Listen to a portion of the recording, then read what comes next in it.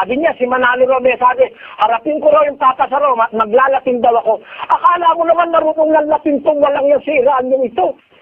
Tanong mo nga yung puno mo kung marunong ng Latin, bakit mo ako paglalatinin? Ha? Si Manalo ba marunong mag-Latin?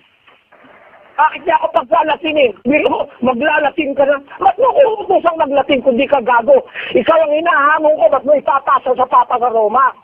Wala naman pakialam yung Papa sa Roma sa atin dahil tayo Pilipino. Ha? Bakit mo ipapasa kung di ba naman gago itong mga tarantado nito? Find the truth.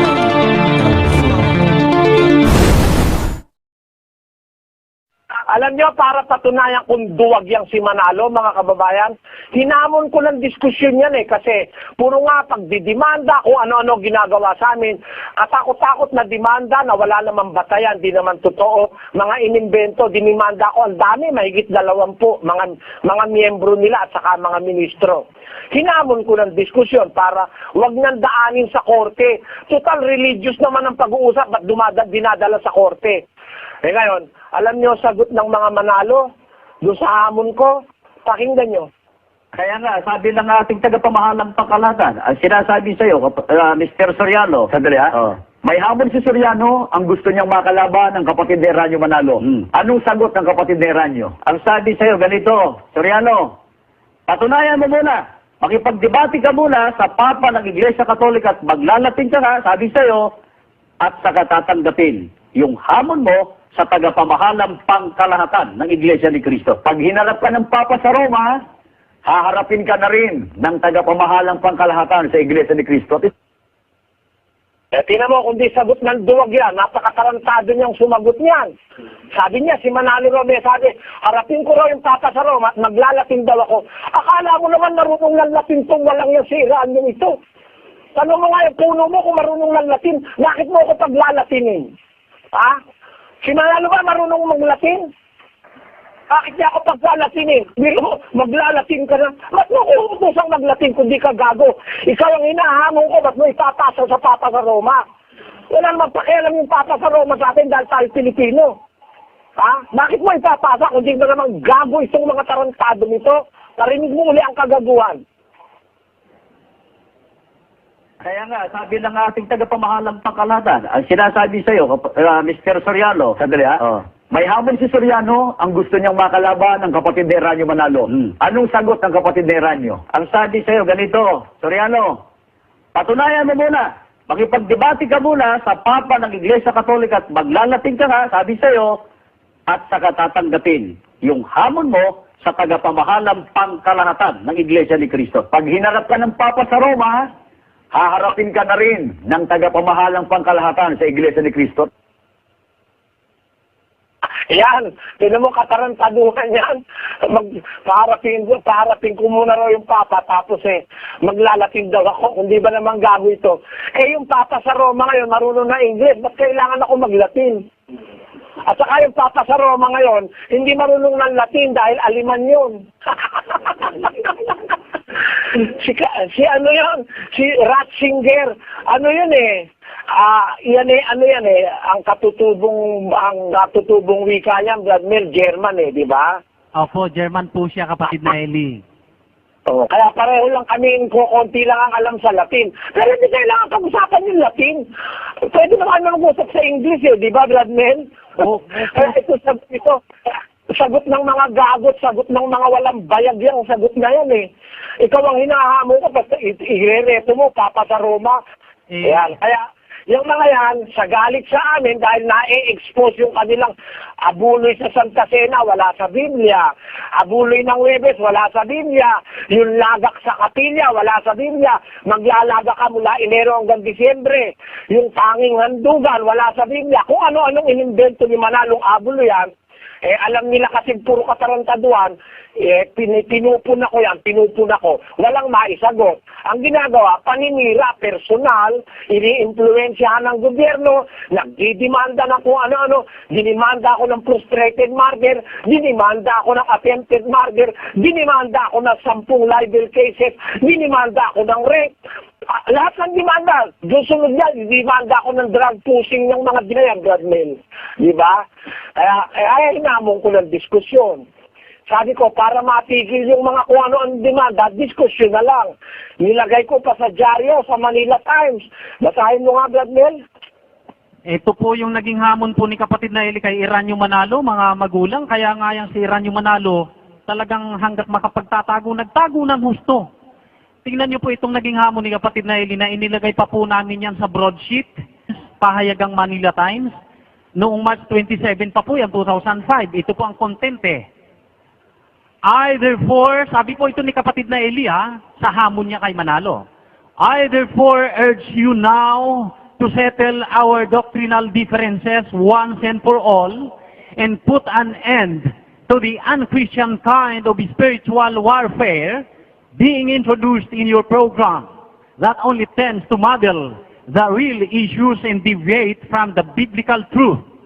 In this regard, I am inviting you to a one-on-one discussion or debate which will finally settle our doctrinal differences with the Bible as our sole basis. The most logical venue, viewership-wise and security-wise, is our respective television studios to be simultaneously covered live worldwide via satellite. I will be waiting for your response for us to discuss the mechanics, hoping that you will live up to INC's earlier tradition of courage in defending its faith, no matter how hopeless. Eli Soriano, Presiding Minister, Members, Church of God International. Nasa broadsheet yan, binasa pa natin sa television yan, nilagay pa natin sa radyo yan, at nilagay din natin yan sa mga tabloids, Bladmel, di ba? Totoo po yan, kapatid na Eli, hindi lang po sa diaryong malalaki, kagaya nitong Manila Times, kundi sa mga tabloids po na nakalat sa buong Pilipinas, pero wala, sagot ng nakakahiyang pagkaduwag ang isinagot ni Iranyo Manalo, mga kapatid. Grabing kahiyan kasi ang inanin na Naglagay din sila, Bradmer, sa dyaryo. Naglagay din, alam mo kung ano nailagay nila sa dyaryo? Abangan daw yung kanilang sagot sa program. Basahin mo yung sagot nila sa dyaryo. Ito po yung naging sagot nila sa dyaryo din. Tingnan niyo po kung gaano kaduduwag yung mga yan. Sagot po nila ito eh. Yesterday, ang dating Daan's founder, Eli Soriano, published a paid advertisement on this page carrying a message to Brother Iranyo G. Manalo, the Executive Minister of the Iglesia ni Cristo.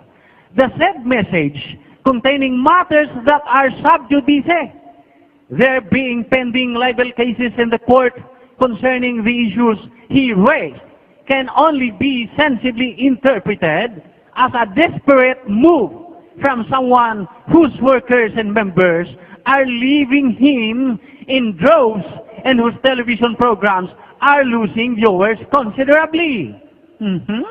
Anong karugtong? Tas natin. For the Iglesia ni Cristo's response, watch ang tamang daan. Ang sagot daw nila, kapatid na Mel, ay sa program nila. Kasi hindi raw pwedeng sagutin, magsasubjudice raw. Aba, bakit masasubjudice? Kung nag-aral lang gumawa nitong mga advertisement nilang ito, malaking sampal yan sa kanila. Alam mo kung bakit, Bradmel? Bakit po, kapatid na Ang masasubjudice, ang pag-aaralan natin, sabi ko, diskusyon tayo tungkol sa mga doktrina. Ano ang subjudice ron? Wala namang kinalaman yung doktrina sa mga demanda di ba, Bradmel? Masasubjudice raw sila pag sumagot. Wala lang kayo talagang pansagot. Tapos ang sasagot daw sila sa telebisyon. Ano ngayon ang sagot sa telebisyon? Panoorin natin. Kaya nga, sabi ng ating tagapamahalang pangkalahatan, ang sinasabi sa iyo, Mr. Soriano, sandali may hamon si Soriano, ang gusto niyang makalaban ng kapatid ni Iranyo Manalo. Anong sagot ng kapatid ni Iranyo? Ang sabi sa iyo, ganito, Soriano, patunayan mo muna, makipagdebate ka muna sa Papa ng Iglesia Katolika at maglalating ka na, sabi sa iyo, at saka tatanggapin yung hamon mo sa tagapamahalang pangkalahatan ng Iglesia ni Cristo. Pag hinarap ka ng Papa sa Roma, haharapin ka na rin ng tagapamahalang pangkalahatan sa Iglesia ni Cristo. Yan ang sagot ng mga duwag. At nagsinungaling pa doon sa sinabi sa dyaryo. Sabi ba naman yung mga kaanib daw dito nag-aalisa na langkay-langkay. Yung ng kapilya nyo ngayon ang wala ng laman, aalog-alog na. Ayaw nang umanib ng mga tao. Lumayas na sa iglesia ni Manalo, pumunta na sa amin. O, tamo? Kasi ang puno nyo, duwag. Pag sa diskusyon, nako, duwag yung mga yan. Sasabihin, subjudice raw. Anong subjudice? Ang hamon ko, aral ang pag-usapan, doktrina. Hindi naman kaso ang pag-uusapan Yung doktrina, yun ang nasa binasa mo kanina Paano magiging subjudice yun? Napakawalang hiya talaga nitong mga taong ito. Hindi ka takatakayan dahil yan iglesia ng kasinungalingan, yung iglesia ni Manalo.